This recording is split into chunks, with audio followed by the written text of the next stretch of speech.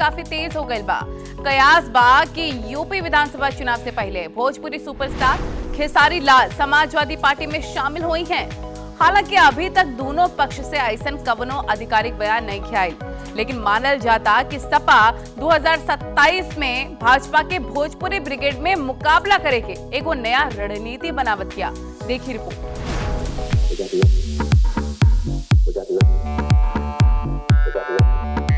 का भोजपुरी के superstar Khesari Lal Yadav Samajwadi party में शामिल होखे वाला बाने।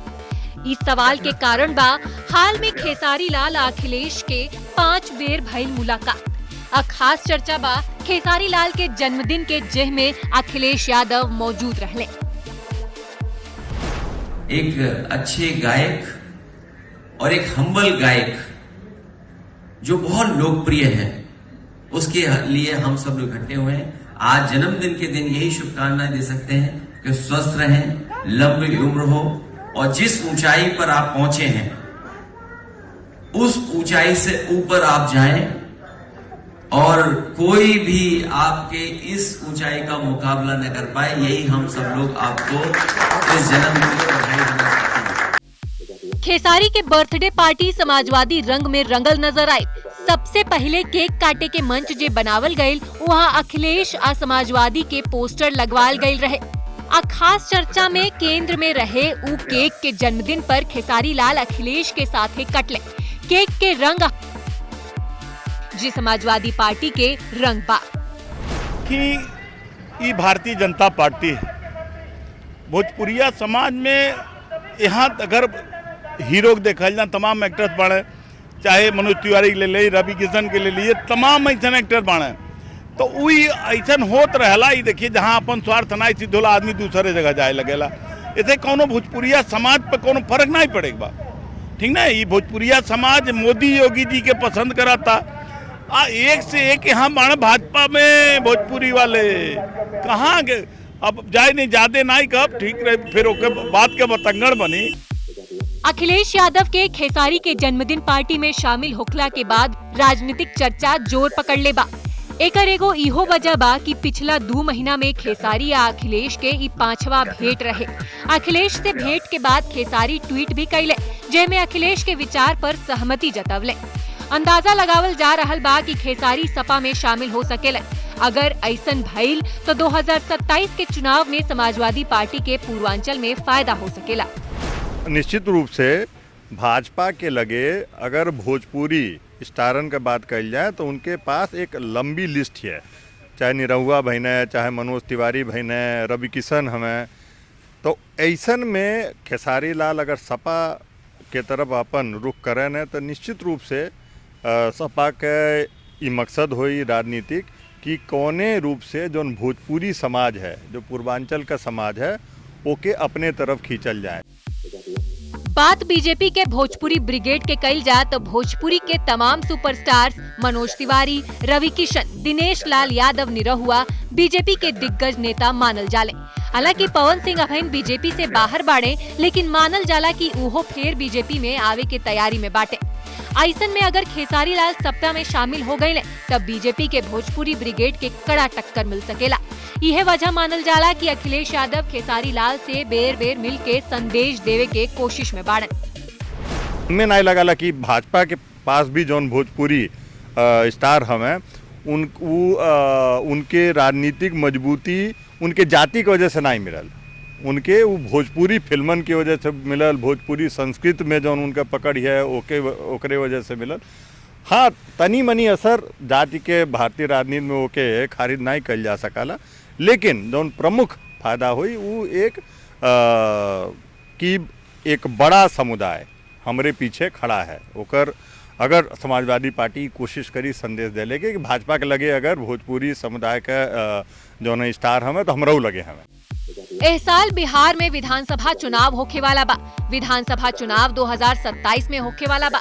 खेसारी के लोकप्रियता के हिसाब से अखिलेश पूर्वांचल अब बिहार दोनों जगह अपन राजनीतिक जमीन मजबूत करे के कोशिश में बाड़े। बात खेसारी के कइल जा तो खेसारी के लगाव बिहार में आरजेडी और यूपी में सपा से पहले से बा। दोनों पार्टी खातिर खेसारी लाल खूब प्रचार भी कर चुकल बाने। एकरा अलावे जाति फैक्टर से भी खेसारी लाल आ अखिलेश के करीबी के चर्चा बा। हालांकि अभी तक दोनों पक्ष से ऐसा कोनो आधिकारिक बयान नहीं खे आए, लेकिन मानल जाता कि सपा 2027 में भाजपा के भोजपुरी ब्रिगेड से मुकाबला करके एगो नया रणनीति बनावतिया। अब के बेर बिहार विधानसभा चुनाव में कई गो भोजपुरी सुपरस्टार दिखाई दी हैं। कुछ लोग चुनाव लड़त दिखाई दी हैं तो कुछ लोग पार्टी खातिर प्रचार करत नजर आई हैं।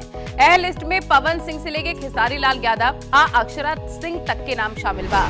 नरहुआ के संगे मनोज तिवारी या रवि किशन जैसे स्टार पहले से ही बीजेपी से जुड़ गए बाड़न। मानल जाता कि पवन सिंह और रितेश पांडे भी बीजेपी में शामिल हो सकेलेन। खेसारी लाल यादव आरजेडी खातिर मैदान में पसीना बहावत दिखावल जा सकेला। हीरोइन अक्षरा सिंह प्रशांत किशोर के पार्टी जन सुराज के मोर्चा संभालत लौकी हैं। देखी रिपोर्ट।